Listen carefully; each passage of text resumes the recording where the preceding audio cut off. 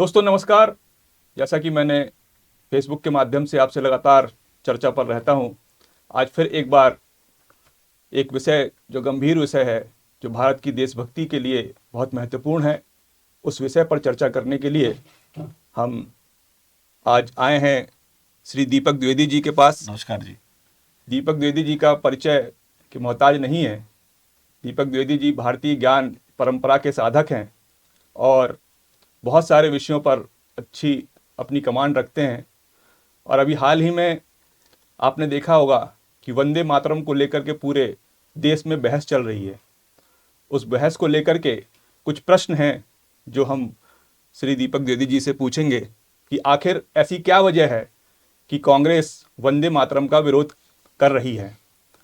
वंदे मातरम जो है वो स्वतंत्रता आंदोलन का एक आवाज़ थी, एक गूंज थी। तो दीपक जी बताइए, आखिर ऐसा क्या कारण है कि कांग्रेस इस पूरे 6 छंद को गाने का विरोध कर रही है, बाकी के 4 छंद में ऐसा आखिर है क्या?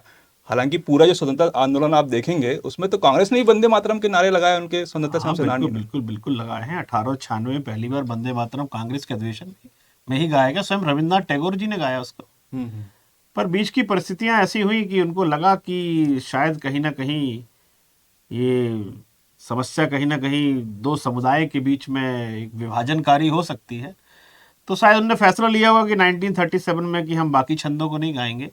लेकिन जिससे वो डर रहे तो आखिर हुआ तो वही नहीं, विभाजन ही लेकिन हुआ। अब तो संसद में वो कानून बना दिया गया है लेकिन जो कई अभी बार हाल ऐसा ही में होता पैदा है हुआ था। कि क्या जो संसद का कानून बना है और जो संविधान है उससे बड़ी कांग्रेस की वो हो गई। कई बार ऐसा लगने लगता है हमें कि हम कानून से ऊपर हैं, संविधान से ऊपर हैं।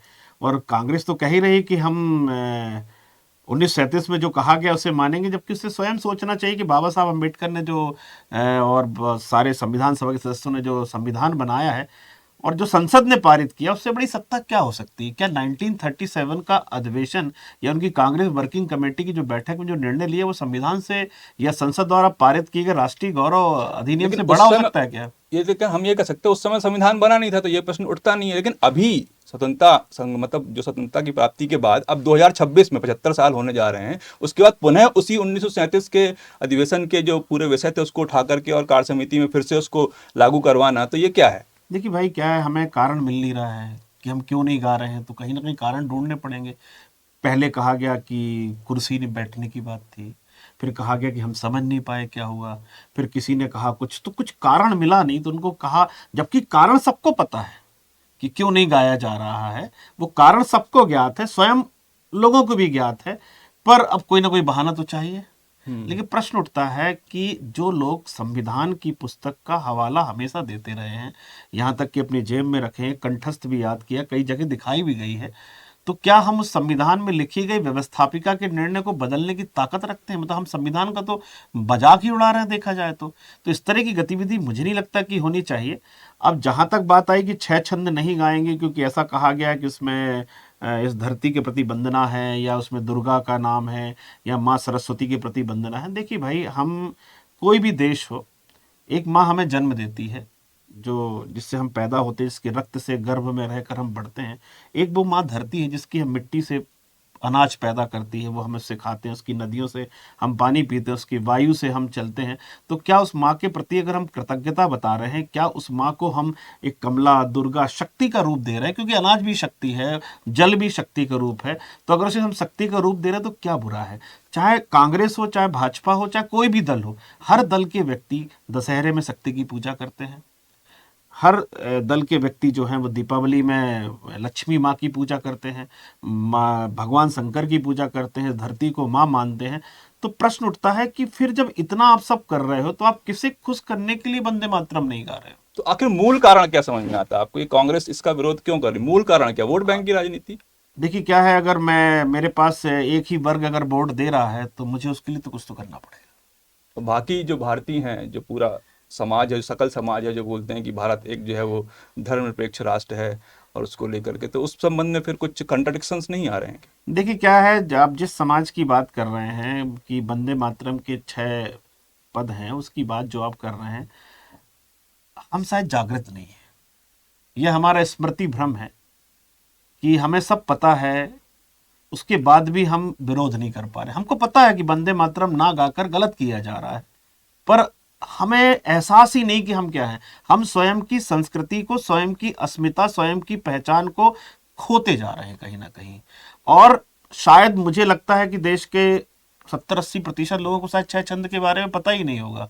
और अगर आज पता चल रहा है तो आज अगर हम बात देखें तो क्या बाकी लोग जिसकी आप बात कर रहे हैं वो विरोध कर क्यों नहीं रहे हैं, मुझे भी ये समझ में नहीं आ रहा। ये मुद्दा कुछ है नहीं। और जबकि आप देखें हमारी एक पद्धति चली आ रही है, कभी राम काल्पनिक थे तो कभी वंदे मातरम को लेके इशू है, हम्म। अभी हाल में मनुस्मृति को लेकर इशू है। बिल्कुल बिल्कुल बिल्कुल। तो आप मनुस्मृति के एक श्लोक को लेकर पकड़े, जबकि अब श्लोक का अर्थ अगर देखें तो बहुत सारे लोगों ने कहा है, चाहे आप कात्यायन स्मृति बोलें तो कात्यायन स्मृति ने साफ लिखा है कि उसमें नारी की सुंदरता को लेकर कोई बाधा नहीं दी गई है। कि आप कहीं ऐसा नहीं लग रहा है कि भाजपा वंदे मातरम का प्रयोग एक शस्त्र के रूप में कर रही है कांग्रेस के विरुद्ध?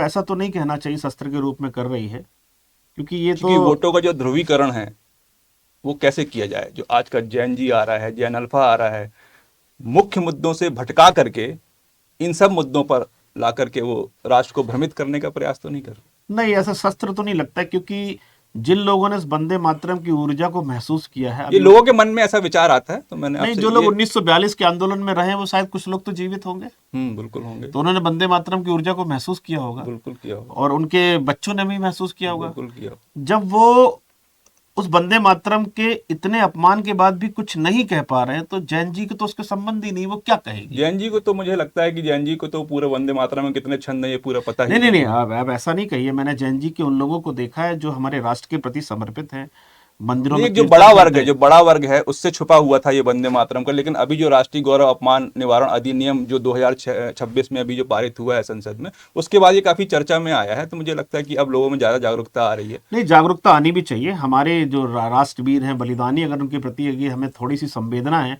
और हम आज़ाद कैसे हुए, हमारा विभाजन कैसे हुआ, बंग भंग से प्रसिद्ध हुआ, सन्यासी आंदोलन से चला हुआ है वंदे मातरम, अगर इसको हम भुला देंगे तो हम तो अपने राष्ट्रीय नायकों का ही अपमान कर रहे हैं कहीं ना कहीं। तो इसलिए इसे आप शस्त्र ना कहें, ये कहीं ना कहीं एक जागृति है। अब ये जागृति कभी भी आ सकती है। अगर आप बोले कि नहीं अभी क्यों लेकर आए, तो कब लेकर आते। नहीं, वैसे भी यदि हम भारतीय स्वतंत्रता संग्राम में देखेंगे तो अशफाक उल्लाह खां हो, चाहे अबुल कलाम आजाद हैं, ऐसे बहुत सारे जो अन्य संप्रदाय के लोग थे, उन्होंने वंदे मातरम को बहुत प्रमुखता से और बहुत प्रखरता से उठाया। उसमें कहीं किसी को प्रॉब्लम होना नहीं नहीं नहीं, चाहिए। किसी को कोई प्रॉब्लम नहीं है। अगर आप बिल्कुल व्यक्तिगत रूप से पूछें तो मुझे लगता है कि कोई इनकार नहीं करेगा। पर एक दलीय व्यवस्था या एक सामूहिक रूप से अगर हम देखें तो हम किसी किसी दल के, किसी विचारधारा के अंग हैं, तो ना चाहते हुए भी हमें ऐसा करना पड़ता है। मुझे नहीं लगता कि कोई इससे विरोध करता होगा, चाहे वो किसी भी दल का क्यों ना तो हो। वंदे पर मातरम पर क्या होता है, जब हम किसी एक ढांचे के अंतर्गत आ जाते हैं तो हमें उस ढांचे के जो प्रमुख व्यक्तित्व हैं या जो प्रमुख लोग हैं उनकी बातों को मानना पड़ता है, अंदर हमारा मन चाहे कुछ भी कह ना कह रहा हो। तो कुल मिलाकर के हम ये कह सकते हैं कि आखिर कांग्रेस जो है वो वंदे भारत के पूरे 6 चंदों का विरोध जो है वो कहीं ना कहीं उनकी तुष्टीकरण की नीति से जुड़ा हुआ है। इस कारण से वो वंदे मातरम के 6 चंदों का गाने का विरोध कर रहे हैं। उनकी वोट बैंक की राजनीति है। और जब आज पूरे भारत में राष्ट्रीय गौरव अपमान निवारण अधिनियम पारित हो चुका है और पूरे देश को ये जागना, एक प्रकार की जागरूकता अब आ रही है, तो उससे कहीं ना कहीं कांग्रेस को कुछ समस्या हो सकती है। अब मैं केवल ये चाहूँगा कि आप इसका अंत यदि 2 या 4 लाइनों में कहना चाहेंगे तो पूरे भारत की जो पूरे हमारे फेसबुक के मित्र हैं और आपके भी मित्र हैं फेसबुक पे, तो उनसे आप क्या कहना चाहेंगे कि अब भारत को वंदे मातरम को लेकर के किस प्रकार से उसको करना चाहिए? देखिए, पहली बात तो यह है कि जब संसद में पारित हो रहा था तो सभी दल के लोग बैठे हुए थे। जो राष्ट्रीय निवारण जो संशोधन हुआ 2026 में, आपको जो विरोध करना था वहां करना था। अगर वो पारित हो गया है, सर्वसहमति से हो चुका है, और जो हमारा संविधान कहता है व्यवस्थापिका से जो पारित होके हो गया है, कानून बन गया है, तो सबका पालन करना हर भारतीय का कर्तव्य है। आप संविधान से ऊपर तो कभी नहीं हो सकते। दूसरी बात कही आपने कि तुष्टीकरण की बात है। अगर हम 1937 में अगर मान लेते हैं कि तुष्टीकरण के लिए भी किया, पर दुष्परिणाम तो विभाजन हुआ ना। अगर आज आप वही कार्य कर रहे हैं तो क्या इतिहास फिर से दोहराएगा? ये मन में एक शंका आती है कि क्या इतिहास दोहराएगा फिर से। तो क्या हम एक नए विभाजन की तरफ तो नहीं जा रहे हैं? इतिहास के जो घाव हैं उस पर मरहम लगाने का प्रयास है वंदे मातरम, ये पूरे 6 छंद गाने की। मरहम तो ठीक है, पर मरहम से बड़ी बात है अपनी पहचान। अपनी अस्मिता की पहचान। हाँ, अपनी संस्कृति की पहचान। इसमें कोई हिंदू मुस्लिम सिख ईसाई की बात नहीं हो रही है, इसमें बात हो रही मातृभूमि की बात हो रही, किसी भी देवी देवता का अपमान नहीं है। हम जो लोग हैं, हम जब वसुदेव कुटुंबकम की बात करते हैं तो हम हर धर्म का, हर जाति का सम्मान करने वाले लोग हैं। हमारे मन में कहीं किसी भी प्रति वो नहीं है। लेकिन क्या हम अपनी माँ की वंदना नहीं कर पाएंगे क्या? माँ की वंदना तो सबसे बड़ी वंदना होती है हर धर्म में, हर जगह, चाहे वो यूरोप हो, चाहे वो भारत हो, अफ्रीका हो, हिंदू मुस्लिम सिख ईसाई कोई भी जाति हो, माँ की वंदना से बड़ी कोई वंदना नहीं। कुल मिला के जननी जन्मभूमि इच्छा स्वर्गाति गरेसी। इससे बड़ा क्या हो सकता है? बहुत बहुत धन्यवाद दीपक जी, आज आपने समय निकाला और इस विषय पर चर्चा हुई। फिर हम आगे आपसे इसी कोई समसामयिक विषय आएगा, उस पर फिर चर्चा जारी रखेंगे। बिल्कुल, बहुत बहुत धन्यवाद। आपका बहुत बहुत धन्यवाद। वंदे मातरम। वंदे मातरम।